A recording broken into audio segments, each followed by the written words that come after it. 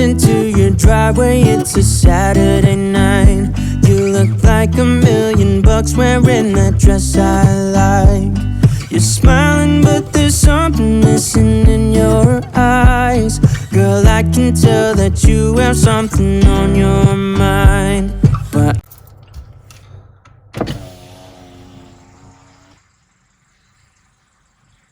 Thanks for choosing Stardust. Santana speaking. What can I get for you? Let me get one grande brown sugar oatmeal shaken espresso. A grande brown sugar oatmeal shaken espresso.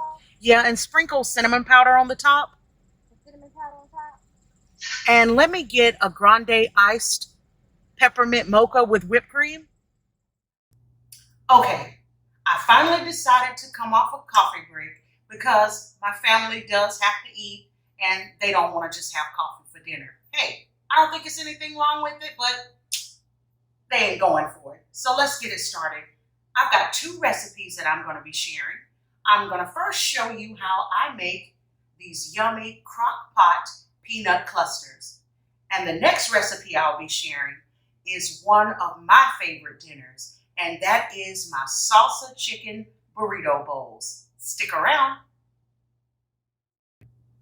Okay, let's get started on these super delicious Crockpot peanut clusters. These are so good and so simple to make, but you've got to make sure you follow the directions that I give you precisely.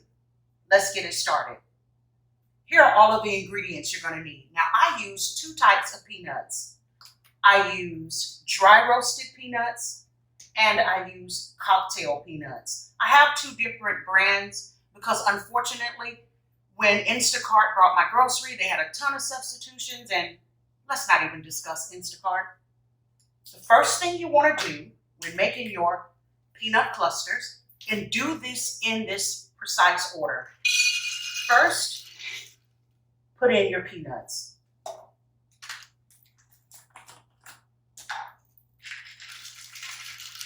Now you know how peanutty you like this, so it's kind of up to you how many peanuts you use, but make sure that your peanuts go in first. And I kind of mix them up like this, and my hands are clean. Usually this is a recipe that I wait and make until holiday season, but hey, the way things are going now and the way I'm living, every day is a holiday to me. And I wanted these, my dad wanted these, my family enjoys them, so we're gonna make them. The next thing you wanna do is get in your chocolate. Now, I like to use semi-sweet chocolate chips. You're just gonna pour your chocolate chips right on top of your peanuts. This is a larger bag, and I didn't even check to see what size it is, so I'm not gonna use the whole bag. But this is a larger bag than I actually ordered, and of course, Instacart substituted it and brought me a larger bag. The normal size I would use is the 11.5 ounce bag. Now you wanna come back with the whole bag of milk chocolate chips. These are the semi-sweet. Now you wanna come back on top of that with milk chocolate. You know what? I'm gonna add a little bit more of these semi-sweet chocolate chips because, hey, chocolate chips are life, right? And how do you go wrong adding extra chocolate chips? You don't. So do it. The next thing you want to add is peanut butter cups. You want to add the whole bag. This is a 10.5 ounce bag, so add the whole bag. And you're going to add your peanut butter chips right on top of your chocolate.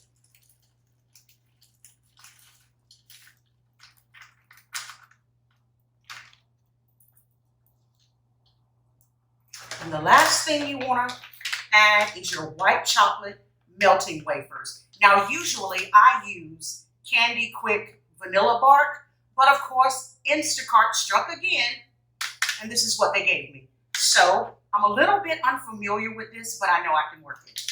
I'm going to use the whole bag and put these melting wafers right on the top. And that's everything you need to do. How simple is that? Now, this is where it gets a little tricky. You know your crock pot. My crock pot cooks very fast and it gets very hot. So I'm going to cook this on low. And I'm only going to cook it for about an hour. But 30 minutes in, I'm going to check it and stir it to make sure that the chocolate is not sticking or scorching. Because that's the worst thing you can do is burn your chocolate. Now, if your crock pot is like mine, keep this on low. I've even heard people say they could do it on warm. That has never worked for me, but definitely do what works for you. And this will be absolutely delicious. When I come back, this will be all ready to serve, and I'll show you how I put it together before we serve it to our family. Stick around.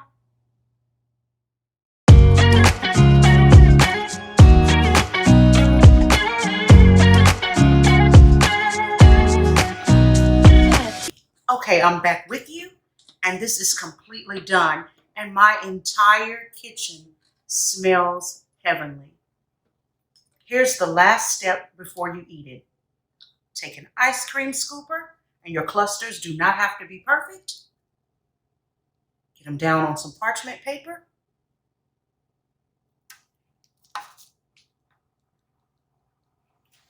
Oh, how yummy is that? Oh, I don't even have to taste these to see that they are yummy.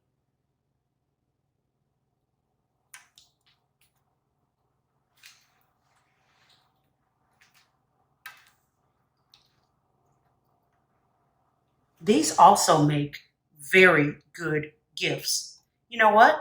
Now that I think about it, I'm probably gonna give a container of these to my Sunday school teacher. And speaking of my Sunday school teacher, funny thing about her, she's been my Sunday school teacher for 35 years. I know that sounds crazy, but it is so true.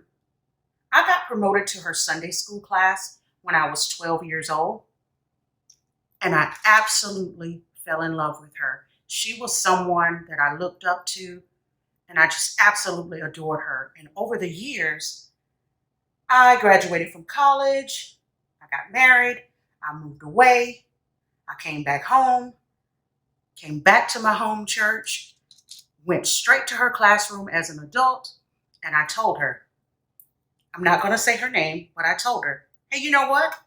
I'm back, I'm married, I got a kid, and I'm still your student. I do not want to graduate. Will you take me? And she said, of course I'll take you. And she did. So I never forget her. She is probably one of the sweetest people that I've ever known. So I'm definitely going to take a batch of these to her. And once these harden, I'll come back and give you a taste test. Well, actually, I'll be the one tasting them. You'll just have to take my word for it, or make this simple and delicious recipe at home. Stick around.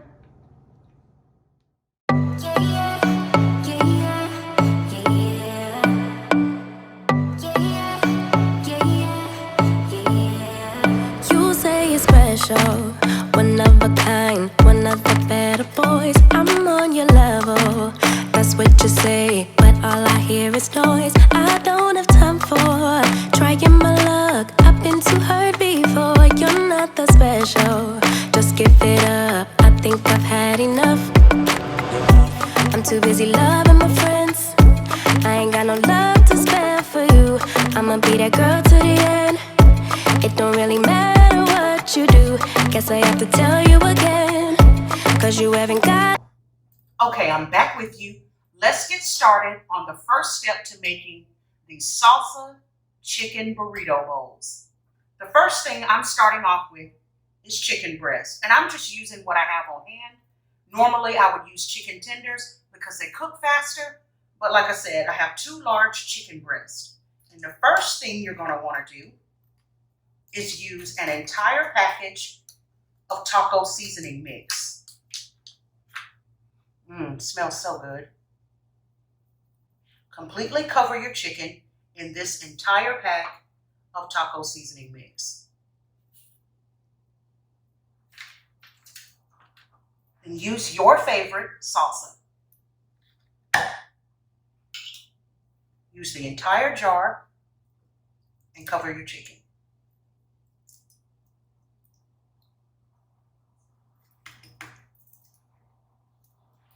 How simple is that? This is gonna crock on high for 3.5 to 4 hours, and it will be delicious. This is step 1 to some yummy burrito bowls. Stick around. Okay, and now step 2 for those yummy salsa chicken burrito bowls. This is how you're gonna make your homemade bowls, and they'll be edible and so good. First thing you wanna have is a couple of bowls. Spray with oil. Then you're going to take large tortillas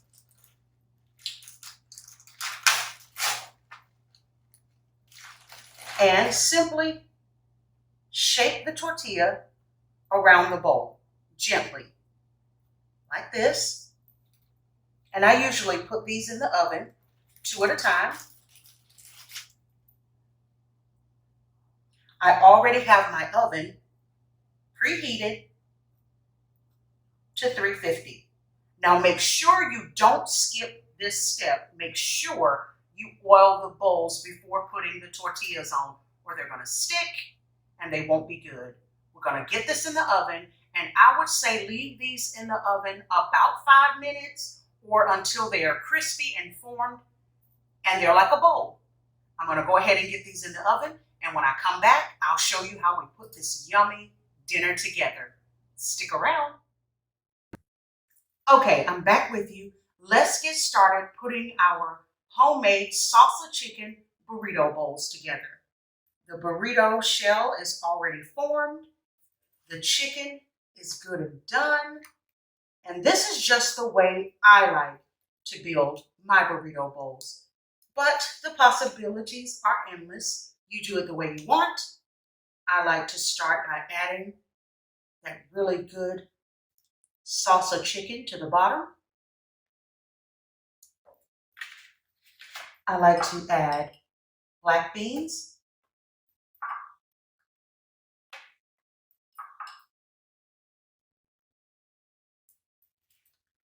southwestern corn,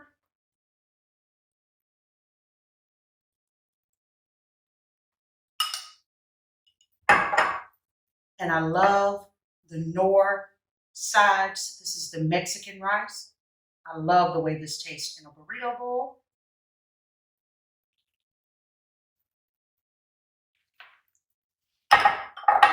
I like to add guacamole.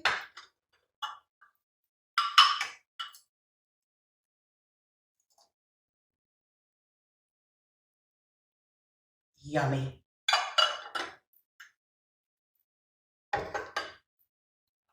A little bit of salsa.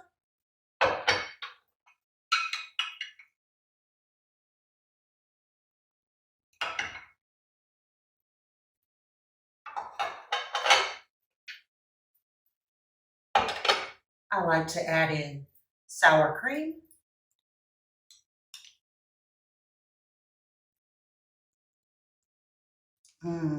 That smells so good. I like to sprinkle in some fresh cilantro, and this is straight from my garden. And if you follow me on social media for a while, you know I'm a gardener. Well, a part-time gardener, but I love gardening. I like to add some chili lime seasoning, if I can get it open. Got it open. So good. And you're not gonna believe it. I generally like to add fresh lime, but of course, Instacart They told me that Walmart was out of fresh limes and this was the substitute I got. Now, Instacart, I'm not calling you a liar, but I find it hard to believe that a big box retailer like Walmart is out of limes. But hey, what do I know? I'll go ahead and give this a couple of squirts.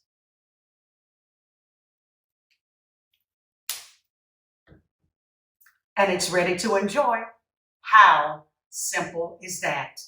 If you'd like to know a breakdown of everything that I put in this and the cost, just let me know and I'll do a budget-friendly video for you. I have an idea for 4 different meals that can feed a family of 4 for right around $10. Stick around.